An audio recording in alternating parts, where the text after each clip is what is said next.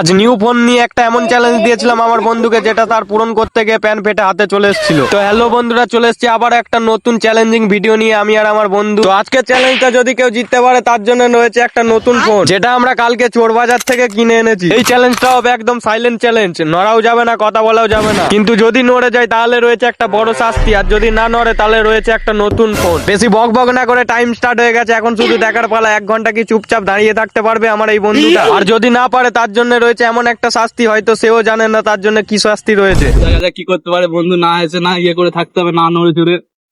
দেখা যাক বন্ধুকে জিততে পারে।